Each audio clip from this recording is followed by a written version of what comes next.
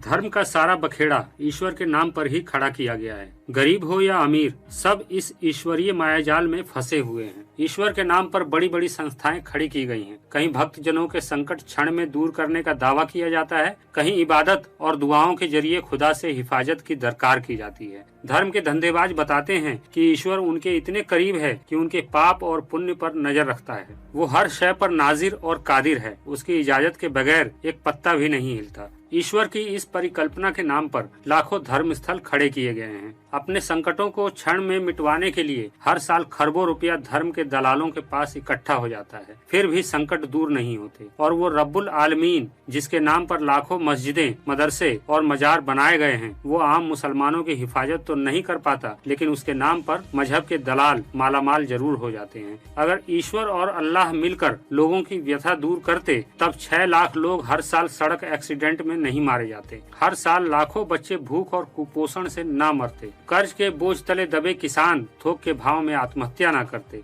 ईश्वर अल्लाह और गॉड को हम क्यों मानते हैं? इसलिए ना कि वो हमारे दुखों को दूर करेगा, हमें परेशानियों से बचाएगा, आने वाली विपत्तियों से हमारी हिफाजत करेगा। केवल इसी भरोसे हम जिंदगी भर धर्मों की बेड़ियों में जकड़े रहते हैं। धार्मिक गिरोह हमें इसी मनोविज्ञान में फंसाते हैं और हम बिना सोचे समझे उनके षड्यंत्रों का शिकार होते चले जाते हैं। ईश्वर और अल्लाह के नाम पर दंगे करवाए जाते हैं। उसी के नाम पर आतंकवाद, जातिवाद, घृणा, नफरत और शोषण का साम्राज्य खड़ा किया गया है। लेकिन जब उसकी जरूरत होती है तब उसका कोई अता पता नहीं होता। अभी मैं कुछ घटनाओं का जिक्र करूंगा जिससे थोड़ी बहुत समझ रखने वाला आदमी भी समझ जाएगा कि ईश्वर के नाम पर फैलाए गए इस भ्रम में कितनी सच्चाई है। पहली घटना में 2 मासूम बच्चे जैसे ही वो सड़क पर पहुंचे, सामने से आ रहे एक ट्रक ने दोनों बच्चों को कुचल दिया। इन दोनों नमाजी बच्चों की मौके पर ही दर्दनाक मौत हो गई। इस विभत्स घटना के लिए जिम्मेदार कौन है? वो ट्रक ड्राइवर, वो मासूम बच्चे, या वो खुदा, या मजहब के वो दलाल जो हमें दिन रात ये समझाते हैं कि अल्लाह रहमानुर रहीम है, यानी सबसे बड़ा रहम करने वाला है। अगर वो सच में रब्बुल आलमीन था, तब उसे उन मासूम बच्चों पर रहम क्यों नहीं आई? क्या उसे उन बच्चों को बचाना नहीं चाहिए था? क्या गलती थी उन नादान बच्चों की? अरे वो तो उस रहमानुर रहीम की इबादत से लौट रहे थे और उस परवरदिगार के लिए उन्हें बचाना कौन सी बड़ी बात थी। वह जब किसी बात का इरादा करता है तो उसके लिए उसे बस इतना कहना पड़ता है कि हो जा, तब वो काम हो जाता है। यहाँ उसे बस इतना ही तो कहना था कि रुक जा, तो वो ट्रक वहीं रुक जाता और ये बच्चे बच जाते। जरा सोचिए, उन दोनों मासूम बच्चों की लाशें देखकर उनकी माँ पर क्या गुजरी होगी। चलिए दूसरी घटना की बात करते हैं। पिछले संडे राकेश का परिवार अपनी कार में घूमने निकला। ये लोग भगवान के दर्शन कर लौट रहे थे। अचानक उनकी गाड़ी में आग लगी और राकेश की आंखों के सामने उनका पूरा परिवार आग की लपटों में समा गया। उनकी 2 मासूम बेटियां और उनकी पत्नी उनकी आंखों के सामने ही तड़प तड़प कर खत्म हो गए। कहाँ था वो भगवान जो भक्त जनों के संकट क्षण में दूर करने का दावा करता है? प्रसाद और चढ़ावे से खुश होने वाला भगवान क्या उस आग को नहीं बुझा सकता था? क्या गलती थी उन मासूमों की जो इतने भयंकर हादसे का शिकार हुए? पिछले साल नवरात्रों के दौरान एक माँ ने घर में माता की जोत जलाई थी, जिससे घर में भयंकर आग लगी और उसके 2 मासूम बच्चे उस आग में जलकर खत्म हो गए। पिछले दिनों एक मस्जिद ढह गई जिसमें कई लोग अपने अल्लाह के लिए नमाज पढ़ रहे थे। इस हादसे में 9 लोग अल्लाह को प्यारे हो गए। हर साल हज के दौरान सैकड़ों लोग कुचल कर मारे जाते हैं। पिछले 10 सालों में धार्मिक स्थलों पर होने वाले तमाम बड़े हादसों में लाखों लोग बेरहमी से मारे गए, लेकिन उन्हें बचाने कोई अल्लाह, ईश्वर, गॉड नहीं आया। ऐसे ना जाने कितने हादसे हर साल होते हैं। ये सभी वो हादसे हैं जिनमें ईश्वर या अल्लाह सीधे तौर पर जिम्मेदार साबित होता है, क्योंकि इन सभी मौतों में लोग उसकी भक्ति और इबादत में लगे हुए थे।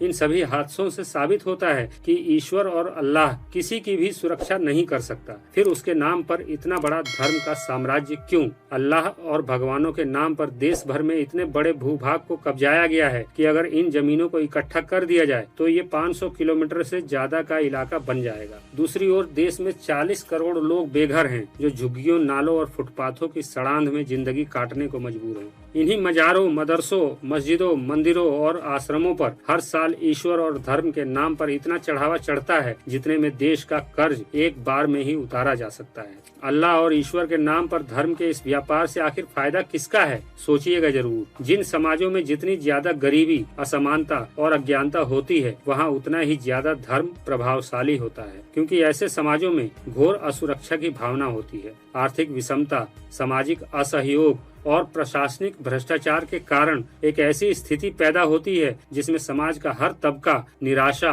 और नकारात्मकता की घोर वेदना में जीने लगता है। ऐसी स्थिति में हर आदमी परेशान होता है, व्यवस्था पर से भरोसा उठ जाता है। ऐसे में वो समाज, धर्म, ईश्वर और पारलौकिकता में अपनी मुश्किलों का हल ढूंढने लगता है। यहीं से शुरू होता है धार्मिक लूट, शोषण और पाखंडों का वह सिलसिला जो समाज को बर्बादी के दलदल में और गहराई तक ले जाता है। इसका समाधान एक ही है, जो भी व्यक्ति समाज की इस दुर्गति को तार्किक ढंग से समझता है, उसे अपने सुख चैन को त्याग कर समाज की इस व्यथा को दूर करने का प्रयास करना होगा और धार्मिक जहालत में फंसे समाज को जागरूकता की ओर ले जाने का प्रयास करना होगा। सरकारें ये काम कभी नहीं करेंगी, क्योंकि उन्हें धर्म और ईश्वर के नाम पर खड़ी इस शोषणवादी व्यवस्था से ताकत मिलती है। धर्म और राजनीति के इस गठजोड़ से दोनों का फायदा होता है। दोनों को समाज की उन्नति, प्रगति और विकास से खतरा है, क्योंकि एक जागरूक समाज में भ्रष्ट नेता और धार्मिक गिरोह कभी नहीं पनपते। इसलिए समाज को जागरूक करना हर उस व्यक्ति का पहला कर्तव्य होना चाहिए जो सत्य, प्रेम और परिवर्तन की चाह रखता है, जो खुद को मानवतावादी कहता है और जो एक बेहतर भविष्य की कामना करता है। वरना वो दिन दूर नहीं जब ईश्वर, धर्म और परलोक के नाम पर एक जिंदा समाज मुर्दों की भीड़ बना दिया जाएगा और ऐसे मुर्दा समाज में दमन, शोषण, वेदना, दुख, आंसू और रुदन के सिवा कुछ नहीं होगा।